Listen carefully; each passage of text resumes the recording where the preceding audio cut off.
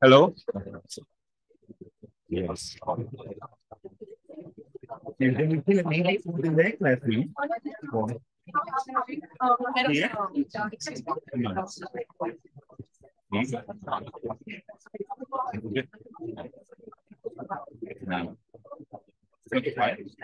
I mean, oh no, I think it's working.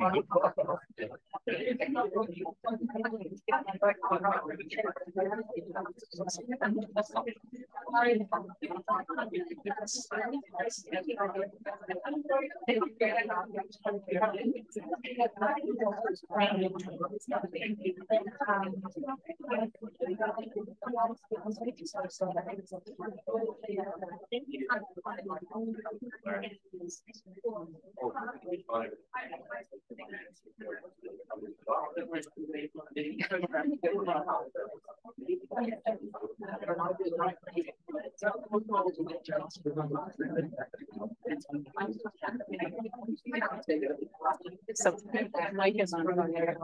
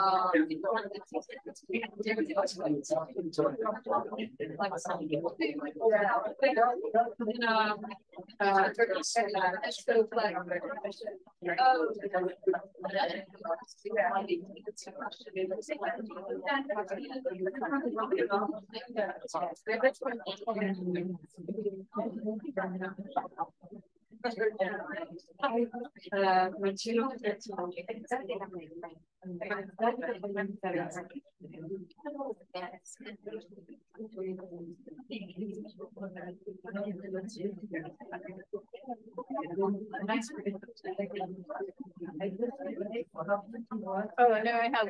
Thank you very much.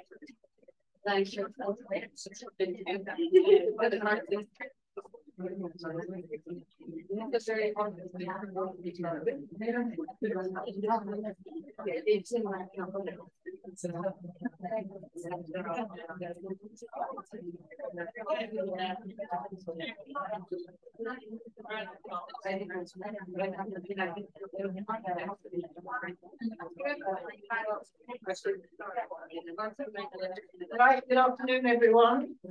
Welcome to the first IGP Soundbite of the term.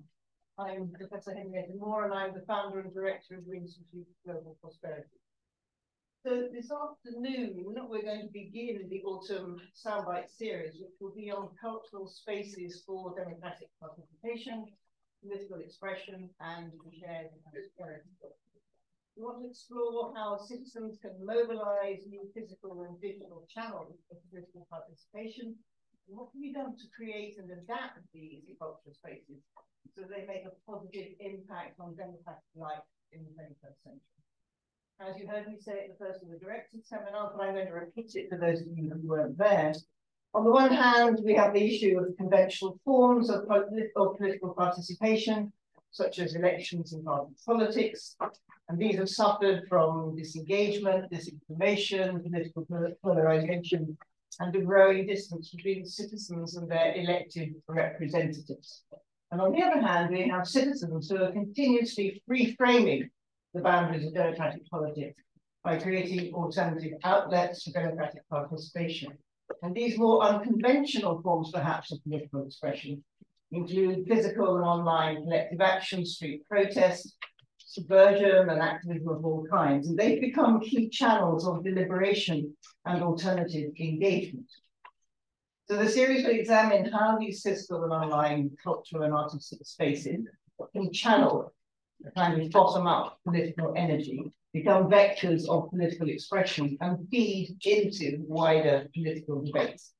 As well, of course, as looking at what policies, experiments, and designs are needed to support these new forms of democratic participation. So this afternoon, we are very, very lucky indeed to welcome Lindsay from the Tate. She's going to talk about art for all, promoting belonging and equity through art in the digital age. Now, Lindsay is head of digital at the Tate. She supervises the creation and delivery of digital content for the museum's website and galleries. Films, podcasts, and social media from her creative team bring the Tate's collections and programming to life for online visitors. And at work, Lindsay champions equity and belonging as a means of advancing inclusion and anti-racism.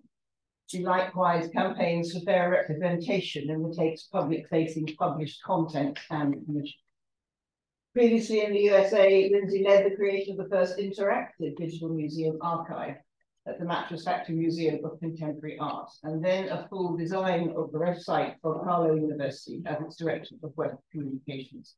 So she is very, very experienced in this area, and we're enormously lucky to have her. So please welcome Lindsay to you.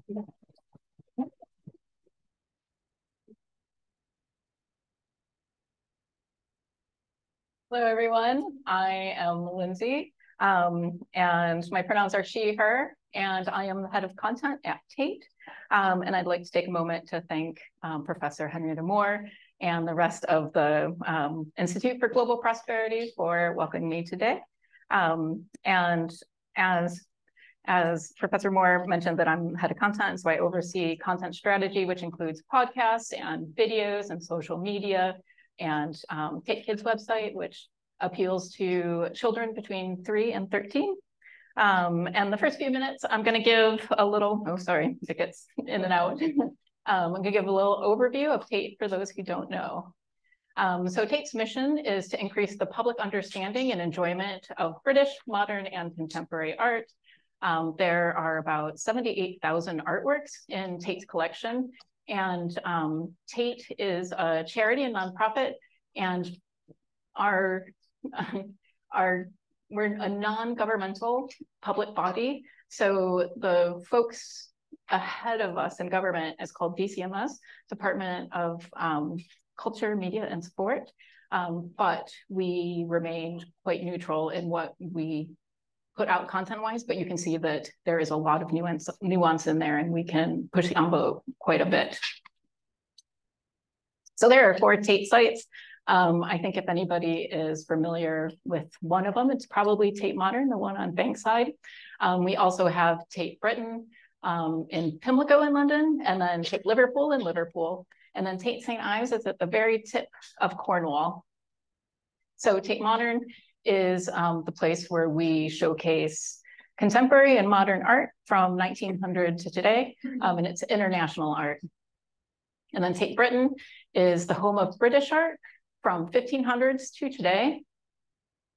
Then Tate Liverpool is kind of both of those together, the contemporary, modern, and international and British. And then Tate St. Ives out in Cornwall usually has a large exhibition space dedicated to international artists. And then the other section highlights a lot of the art scene of the Cornwall and St. Ives area.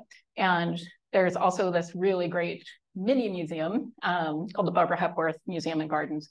And it is this is the museum. It's lovely. So if you ever get a chance to go out in Cornwall, it's a great place to visit. And you can, it's hard to tell here, but you can see the ocean. And so I'm just going to say a little bit about the general landscape of Tate Digital. So physically, we have about 7 million in-gallery visitors across all 4 sites. This is a little bit lower, of course, than 3 years ago, but we're up to about 80% of what we were from 2019. So the I shouldn't say post-COVID, but COVID now recovery, we are getting close to where we were. And then we get about 20 million visitors on our website every year. So I think it's really important to note that we get 3 times as many visitors on our website than we do in person. So I, of course, had a content that I take what we highlight online very seriously. And it's a massive website. We have 250,000 web pages. And as I mentioned before, we have about 78,000 artworks in our collection. And then on social media, we're quite strong. We have 11 million followers across pretty much anywhere. And then this is always a mind-blowing fact to me, is that we get about 500 million, 500 million impressions on social media. So it passes by people's feeds that many times each year. And so my main question is, can art help make the world a more equitable place? I'm going to chat a little bit about London demographics. So there are 8.8 million people living in London, and there are twice as many folks between 25 and 34 just within London than the rest of the UK. And then the top 3 ethnic groups are Asian British, Black British, and White British. And 40% of London's population are foreign born, including myself. And you may ask yourself, why am I sharing London demographics? It's because I really believe that Tate digital content needs to reflect the society within and the community where we live. So you'll see that throughout the entire presentation. I try to make sure that it's representative. A little bit about digital accessibility. So this is great for anybody building any website online or communicating anything online. Is that you need to meet WCAG standards.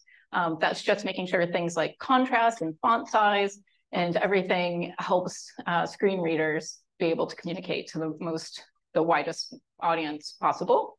And of course, alt text for any images, you want to say in clear and concise language what that image is showing for people with vision impairment.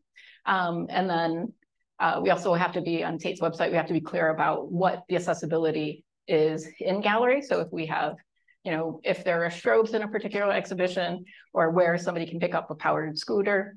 And then this one always is quite surprising, is that we aim to write copy for the average age of a 10-year-old, because the average reading age in the UK, it's actually 9 years old. So we try to make sure that we are not using art jargon, which is difficult because there are tons and tons of experts at Tate who have been, curators and studying for years and decades, that it's hard to tell them that something that is common in their everyday language, the general public isn't going to understand. And then we also do visual stories. Visual stories are web pages where we show what the gallery visit is going to be like in simple sentences and in photos.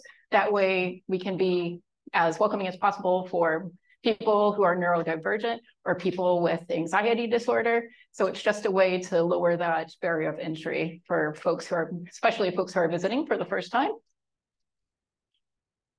And then I just have to say about managing online communities, since I stepped up to being head of content a couple of years ago. And so before that, I helped manage the online spaces, and it can obviously be really caustic and difficult. And when I first started, I thought, everybody deserves a voice. I have to be as democratic as possible. Let everybody just say what they want to say. And then quite quickly, I realized, like, if it's hateful, it doesn't belong. It is not constructive. It's drawing attention away from the subject at hand. So I am quite liberal with blocking and deleting comments now.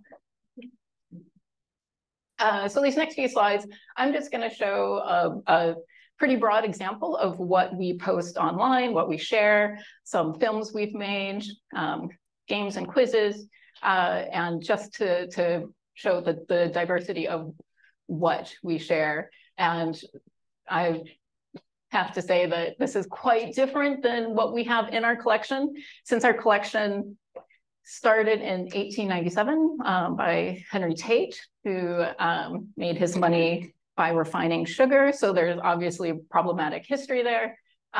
So the collection that we inherited from his collection is very white, very male, and doesn't show much diversity anywhere. So what we're able to do, and the curators do the same thing, over the last few decades, over the last few years, we make sure that we're actually reflecting the community in which we live. And the tricky part, I know a lot of you are studying politics, is that since we are associated with the government, we have to remain neutral. But what we can do is we often are able to speak through the artist. So if the artist has something to say, that is their opinion. But what we can do, having this giant digital platform, is we're able to highlight that and give that platform and make that space for that artist to share their opinions. And the curators are really open with, if you watch like what we collected 50 years ago versus what we collect now, it is markedly different. And as you can see, there's all different types of people in here. We want to make sure we highlight queer people, white, Black, Asian, disabled, women, men, everyone. Somebody who is feeling a sculpture with just their hands because they're blind. Lots of kids' activities. We also show things that people wouldn't normally think of, like fatness. So just to say that I was very deliberate with what I picked and made sure that the slides I showed were actually the same demographics of London. And that's when you walk in, say, like Tate Britain, since our collection leans so heavily white and male, when you walk into Tate Britain, you're going to still see that on the wall. But the curators are very conscientious about how they're collecting now. And we are obviously very careful and thoughtful about what we show on our digital channels. And it's a hard work, I'm not going to lie. Like it's not easy to do this because we have to be quite deliberate. And I will say that having quotas feels a little icky sometimes, but having quotas is better than having no tool at all. And once we actually live in a more equitable society, you know, that can fade to the background, but we don't right now. And when I get tired, I like to visit this quote. When we identify where our privilege intersects with somebody else's oppression, we'll find our opportunities to make real change. That's Ojama Oluo. She also wrote, So You Want to Talk About Race? And these are just a few questions to ask yourself if you're at a meeting or in a classroom, when you are working in a job, who is in the room? Who are the decision makers? What are the voices that are missing? And how can you make space for those folks that you don't see in that room? And are you actually listening to everybody? So, final question is, what will you do to make the world more equitable? Thank you very much. Thank you.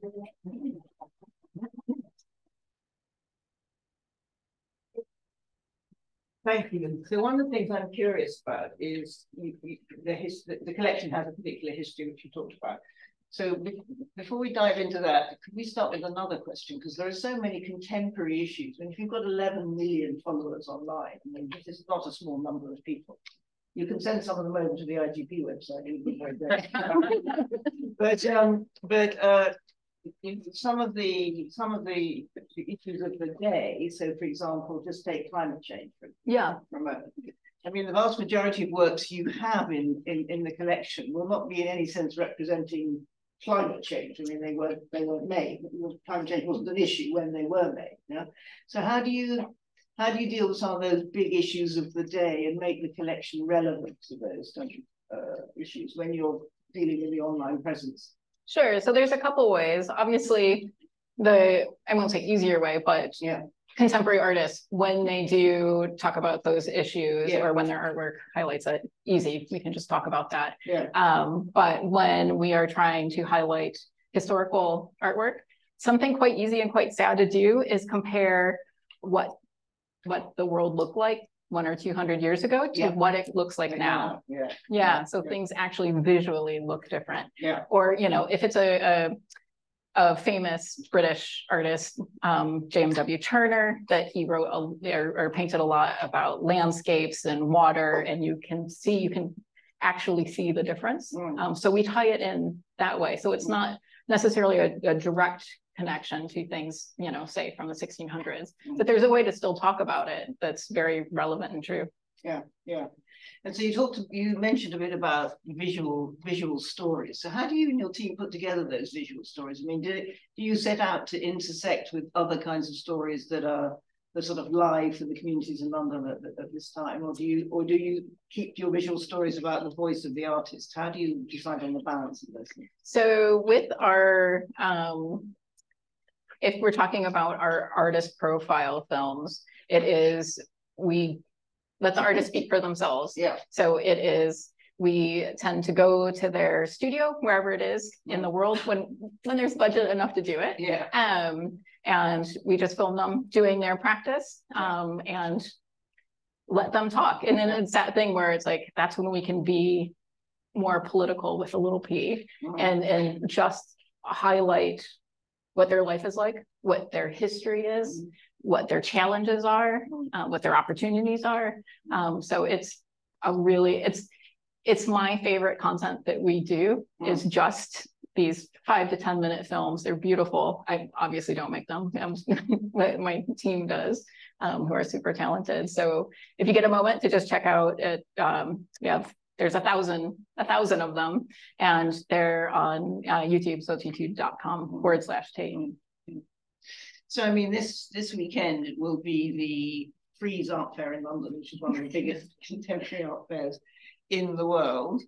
And I mean, one of the things you notice when you go to it regularly is that, you know, art itself is a particular kind of social space. So we still don't have representation in the art world, either in the curators or in the people who buy and sell, but also in the artists themselves. We don't have representation from or adequate, if you like, representation for the kind of communities you talk about in London. So what does the Tate do about that? Does it actually seek to address those issues directly in the online material, or does it think about purchasing? I mean, how does that work? Yeah, so I mean, all of those. So from Freeze, we actually get a small donation to purchase artworks at Freeze. Right.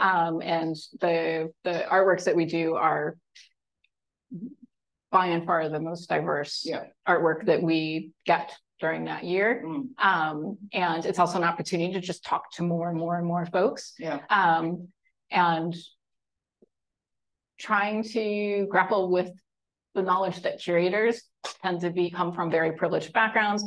I don't know if anybody's ever looked at curatorial salaries are incredibly low, like embarrassingly low.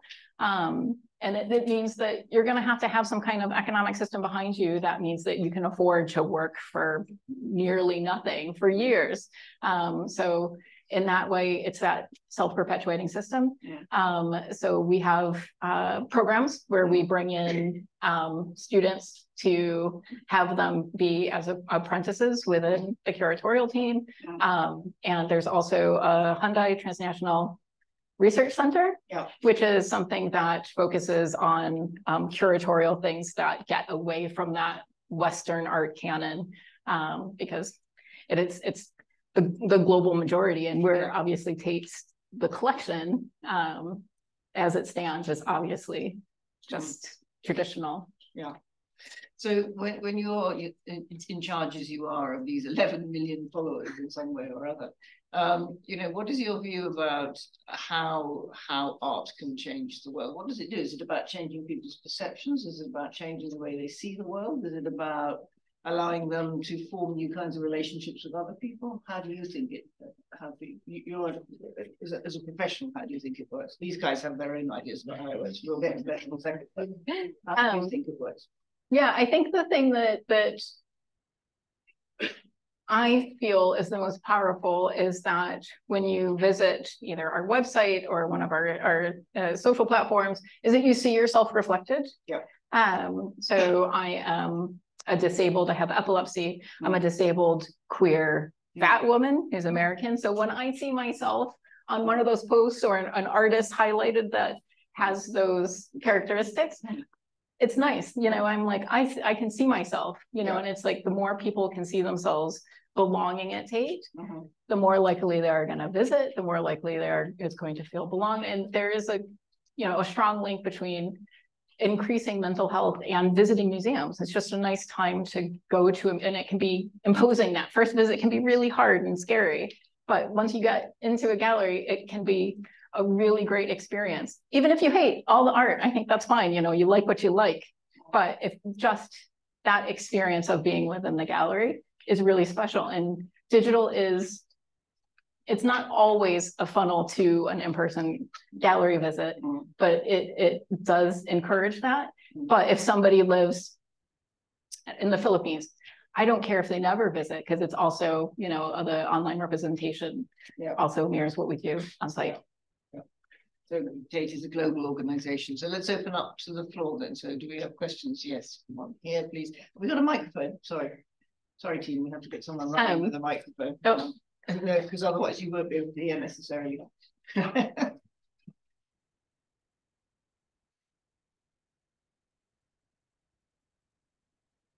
Thank you. That was really interesting. You touched very briefly on the history of Tate, where the money comes from that underpins all of this. I was wondering if you could explain a bit for those not familiar with it, what that history is, and also how the institutions are dealing with that, how they're investigating it, confronting it, working with it. Thank you. Sure.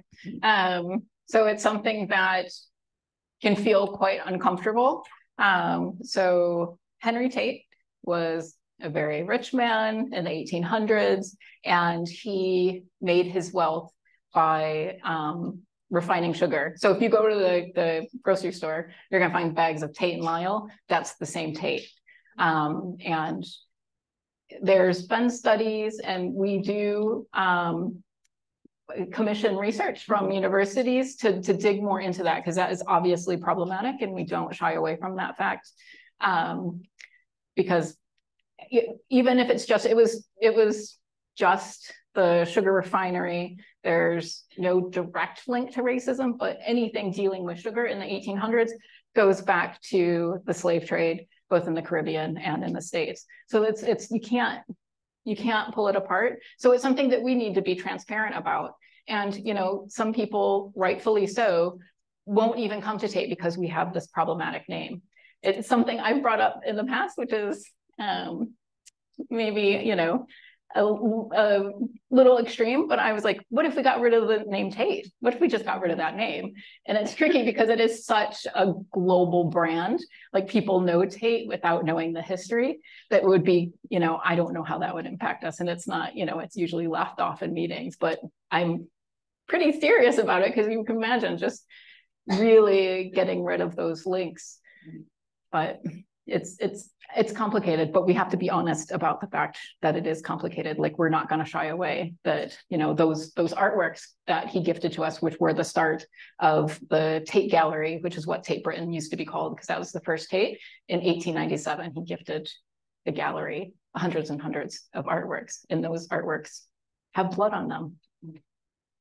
That's an interesting problem, isn't it? Because there are a large number of institutions in British public life which come from slavery money, definitely. Yeah. A lot of it. And they support academic institutions as well as supporting our major cultural institutions. So at the Tate, I mean, what kinds of just for the audience, what kinds of discussions go on amongst curators and so on about how to deal with this and how to represent it to people coming into the museum? So once again, we let the artists kind of do the talking. So right now, if you go to Tate Britain, which is the one in Pimlico, that we have just done a rehang, which means we put up lots of different new art from our collection. So since our collection is 75,000 artworks, we don't have space to put up 75,000 artworks publicly. So we tend to show about 2,000. And the rehang that went live or went public on in May, we let contemporary artists have we call them interventions, and we let them to respond to old artworks. So actually I'm not going to remember the actual name of this. This artwork is the court, and I can't remember. But this is something from the mid 1800s. And so it's British courts. And there's contemporary artist Nils Norman. And what he did is that this is obviously, these are the people who had the power. These are the voices that were heard. These were the people who got their face painted. This is obviously a small portion of the world. So what Nils Norman did, a British artist, is found all these like activist pamphlets and found things from marginalized voices back of the same time that this was painted. And so if you go to the gallery, this is on the wall. It's huge. It's bigger than the screen. And then the rest of the wall is just plastered with these like activist pamphlets. And it reminds us that, like, you know, we're all like, well, I'm older, so it's like, zines, you know, that's the way I was political. And it's like, no, I'm not doing anything new. It's like, this was being done for centuries. And it obviously takes a lot more research and a lot more digging, but those stories are there. So it is being able to tell both of those stories in conversation with each other. Now, okay, so one there, and then one there, and then one here. So here, and then there. Thank you so much, Lindsay. I really like how you explained how different groups, whether it be cultural groups or age groups, are represented in the Tate. And this, you explained how the Tate just justice to the diversity of London, and also how different people of different identities see themselves in the pieces of art. What I'm interested in particularly is the issue of connectivity between artists and the audiences or participants coming from these different groups. And then what I've seen, so I sometimes go to the Tate and I think that Tate is one of the most efficient art spaces physically, in terms of bringing, for example, sort of young Black teenagers to these mainstream exhibitions and having a panel, and then 17-year-old will be talking on a kind of a sideway of a big exhibition of a kind. Or you have this like a program of Tate Exchange. And I think this is this is a very powerful space for what I'm interested in, for example, of this relation between art and politics. And then I'm coming to this question. Yeah. So one of the problems with digital spaces, and not only the social media but also other spaces, is that they fragment audiences. They speak to very different audiences, but they put them into rabbit holes with people, with similar people and with similar views. So my question is this: what do you do at the Tate to avoid these rabbit holes? So when you have these 250,000 websites, what do you do to put these audiences together and make different people speak to one another online? Yeah, so I mean, I think one of the ways we do that is by being, so it's like I can just personally be quite frustrated by the fact we have to remain neutral because we are associated with the government. But the plus side of that is by presenting things in somewhat of a balanced way, that it does invite. There are, I'm not going to lie and say that there aren't political fights that happen in the comments, because there absolutely does. And those kinds of things we don't delete, because those are discussions that people are having, as long as it's not hateful. So it's us providing a platform. And where we draw the line is if something is associated with a human right, then it's not political. It is something like trans rights. That is something that is a human right. So we stand up for that, even though in some circles that might feel political. And if otherwise, if it actually has to do with conservative, liberal, we want them to come and feel seen. You know, it's like, even of when I was zipping through the artworks, I included things that were from the 1600s standalone that are just gorgeous, like Ophelia, the woman who's like floating in the river. Like, it's a gorgeous piece. And that is something that lots and lots of people can see as beautiful, regardless of their background. So it's like neutrality through art. We should come back to the issue of politics in a second. Let's take this question from here. So I guess my question, I'll try to get to it concisely, is, you know, especially with modern art, which tends to be more representational than like explicit in its meaning. And I know, at least I have friends in the modern dance community where there's a lot of conversation about how explicit you are with the meaning of something and how much you convey that. I guess my question would be, when, you know, you're talking about sort of being political through the artists, of letting them speak, or how much, I guess, how intentional are you about like actually conveying the meaning that the artist has, or do you let the audience sort of take that for themselves, I guess? Does that make sense as a question? Yeah. So I mean, to be honest, it's like, we literally let the artist speak for themselves. Like, when we have something that is quite strong one way or the other that we want to post online, we use an actual quote from them, you know, because it isn't our place as Tate for something that is purely politics to say one way or other. That's up to any individual wherever they are. But if an artist is, I mean, there are some many artists are extremely political, and that's their right. We're there to give them that platform. So if it is something that's quite charged, as long as it's not hateful, and there are some things that artists do that are problematic, which we wouldn't share. And it's like some things come into the collection, and then after the fact, we learned that the artist is doing something problematic. But because the collection actually belongs to anybody who's a resident of the UK, anybody who's a taxpayer, the Tate artwork belongs to you.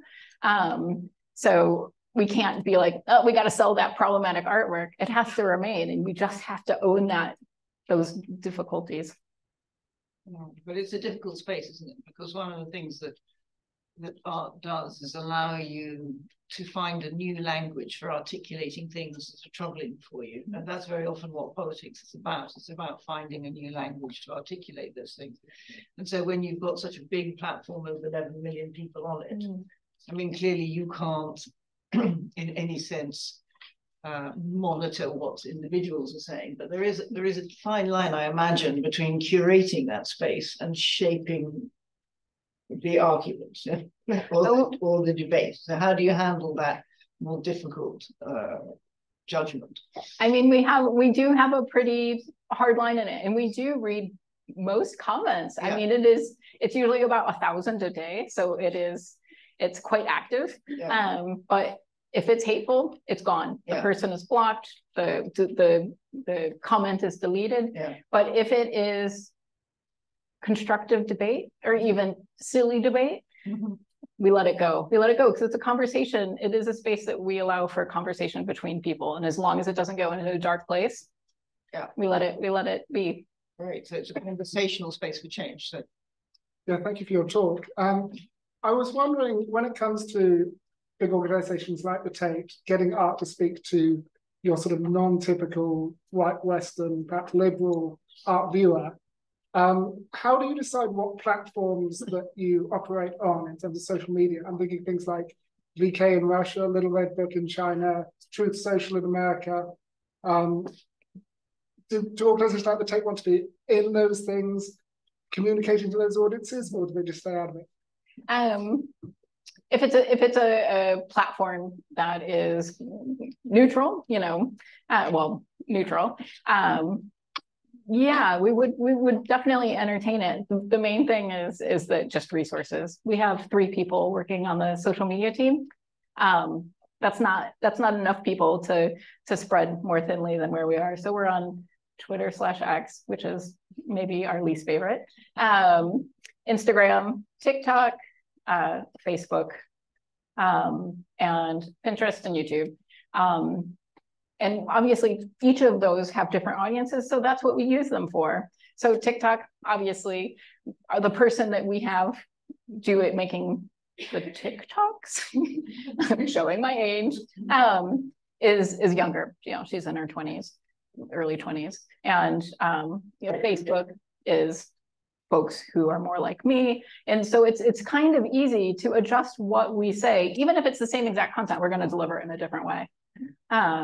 So we do really try to focus on the audiences that we're trying to reach. Let's take this question here and here. You will need that because we can't hear you otherwise. I guess to the point of how we're talking about how does art change the world, how does Tate then measure their impact about influencing changes in the world? I think we kind of grapple a lot with this in our courses about trying to measure, maybe less objective metrics, but, obviously what can justify impact, refunded or, how do you guys go about that? Yeah, I mean, I think something that will be quite familiar with you all is that we use data, we use surveys. So just like what you would do in your courses, that you're going to find out. I mean, digitally, it's quite easy. We can use Google Analytics. We use Sprout Social as the social media aggregator, which is quite good for doing analytics. So those are hard numbers where we can see it doesn't give actual ethnicity, it gives different countries, and we are really global. We have 300 languages that visit us that are obviously being auto-translated, and 200 countries, and just it's a really wide swath. And for say things like in gallery, we do tons of surveys all the time, in-person survey. So we ask a representative sample of who they are, what they're doing, when they came, how many times did they come, all on like that. And we do it often enough that we have quite a good snapshot of who came 5 years ago versus who comes today. And it has changed. Like we are able to, if it's in person and not something through like Google Analytics that is already quite standardized, that we can ask, things, if people feel free to share those. We can ask what their gender identity is. We can ask if they feel comfortable declaring disability. Obviously, all of these things are made anonymous, but you can measure it. You can actually measure it. All the tools that I'm sure everybody's learning now that are super useful, in demonstrating that actual change. So it's not just something that we're all working super hard for, and then we have no idea if it's happening. Another way is a bit softer thing where it's like, the artists who actually agree to work with us, 5 years ago, I remember we would hear like, oh, this artist doesn't want to work with us because of the problematic issues around Tate. But, we can be more and more transparent about that. And we got more people being able to say, yeah, I want to do this thing with Tate. Hopefully that answers. Yeah, so you say the audience, the in-person audience is changing. In what ways it changed, do you think, in the last 10 years? It's becoming younger. Good. It's becoming it's becoming ethnically more diverse. And another issue that we have at Tate is the socioeconomic band of which people are coming, tend to be quite wealthy.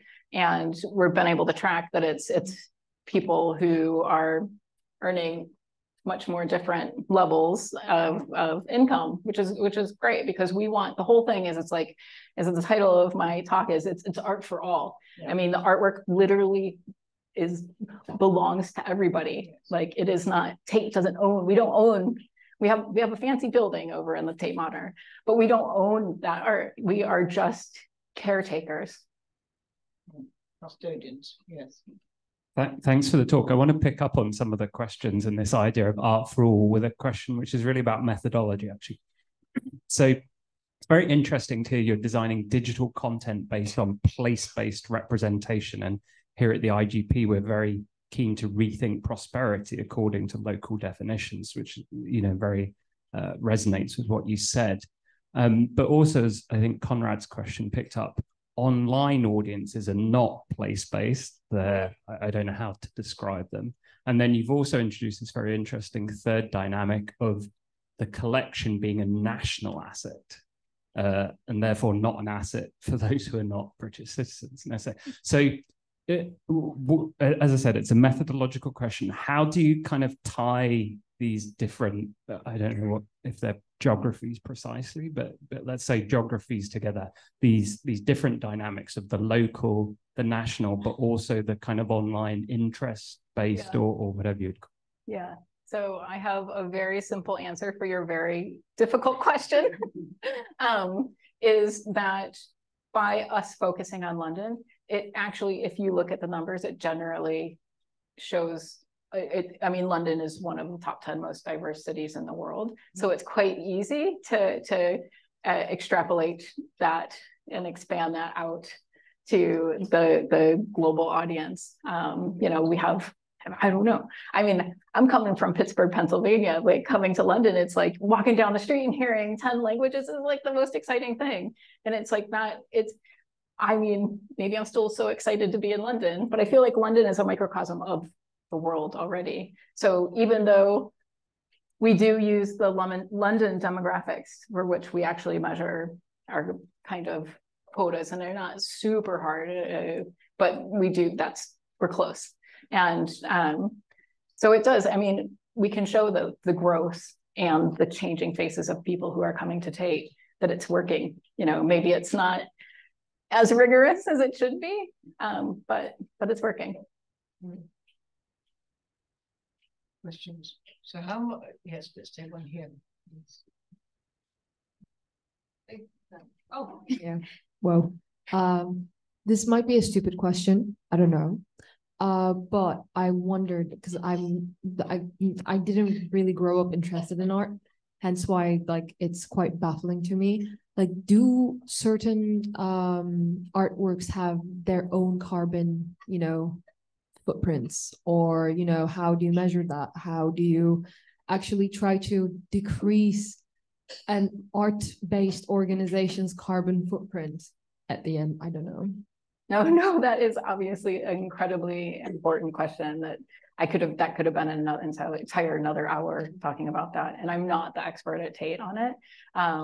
But I guess it was 2019, Tate declared a climate emergency, especially around galleries and the footprint. And it's like, we can't get away from the fact, like we do loans, like for special exhibitions, we're like, oh, we want that Warhol from, you know, Shanghai, that we want it shipped over. That's got to get there somehow. So in the past, it used to be couriers used to go, like specific people would have to go with the art, like they'd travel with the art. So it's like people and the art. So now we actually do virtual couriers. So it has at least lowered, you know, it's like those people aren't filling plane seats now. And we are focusing a lot more on highlighting our collection that we have already, rather than like, so our a lot more of our current exhibitions bring out the incredible art we have within our collection. So it doesn't have to, you know, fly halfway across the world. Those moments still come about, and we still do it somewhat. We also change things like, if you can take a train to get there, you should take a train to get there. Like if you're visiting an artist in Brussels, you got to take a train, you're not flying there. But it is a big problem, especially when you think about things that are that big turbine hall. If anybody knows that Tate Modern is like the massive space, like we had, I guess 2-3 years ago, Kara Walker had this incredible fountain, it was massive, but we made sure, like in the past, it would have been quite traditional kind of concrete type mix, and it was how do I explain it? Like plaster that breaks down and cork and things that can be recycled. And we really try to think hard about those things. And on a small scale, it's stuff like, you know, office spaces being a lot more efficient with that. It's hard and it is challenging, but we have really started to dig into those issues and realizing like, having these massive, you know, Tate Britain, Tate Modern, Tate Liverpool, and St. Ives are a bit smaller, but they are using a ton of energy just being the buildings they are, and figuring out, you know, how we can green the buildings are also very important. And it's like on the flip side, you know, Tate Modern is right. I mean, actually, all 4 of our galleries are right on the water. With a little challenging thinking about that. It's like Tate Modern is right on the Thames, like really close to the Thames. It's like, what happens when it floods, you know, which is going to happen. So it's something we're really working on, but it is a big struggle. Yeah, I mean, all these major cultural institutions, including universities, have huge problems about being net zero or anywhere close to it. And so that means trading on the voluntary carbon market, basically, one way or another. So it's not quite as bad as being an airline, but it's, you know, it's not an easy process. And it's also true that a lot of artwork you see. So we went through a phase in the UK about 10 years ago where we had a lot of contemporary artists doing things like taking all of their belongings and shredding them, just emptying their house and shredding all of their belongings. So this is obviously a commentary of a kind on consumerism, but it doesn't actually do anything to reduce carbon emission. Yeah. So there's often plenty of commentary, but not necessarily the kind of action that one wants. And it's a pretty hard space. Now then, I think we always have to leave here 5 minutes before to allow the next class in. But do we have a final question, or anyway? You know, I'm happy. Yes, just here. Let's see. Hi, thank you. I was just wondering if you could just talk a little bit more about this idea of like neutrality in a big institution like the Tate, and how that definition is like kind of decided upon and agreed upon, and how that might have changed, and how you kind of might practice neutrality as such a big institution.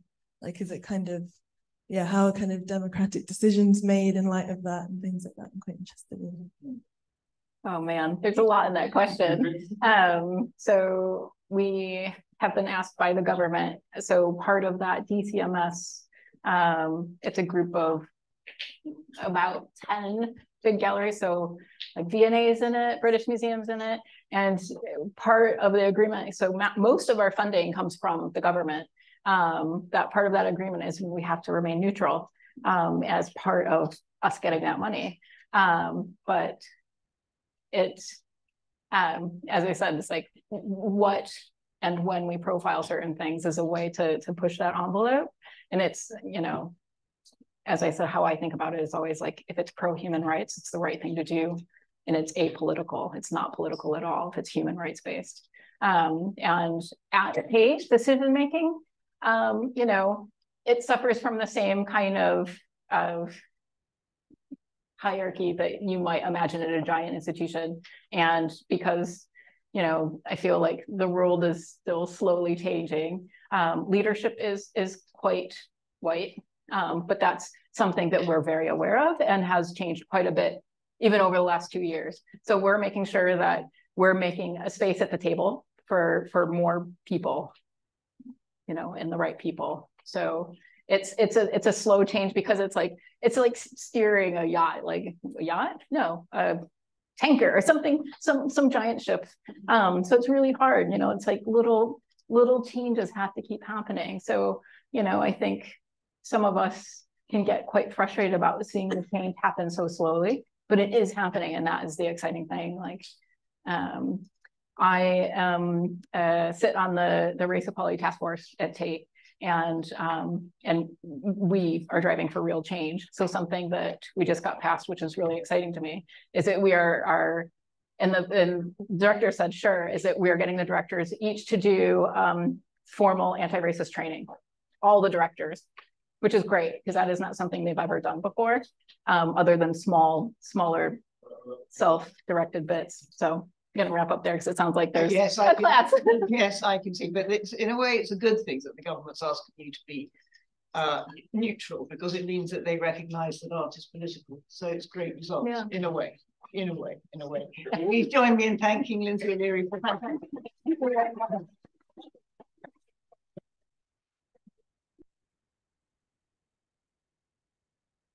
Thank you, everyone. We move out quickly if we can, because I think last one.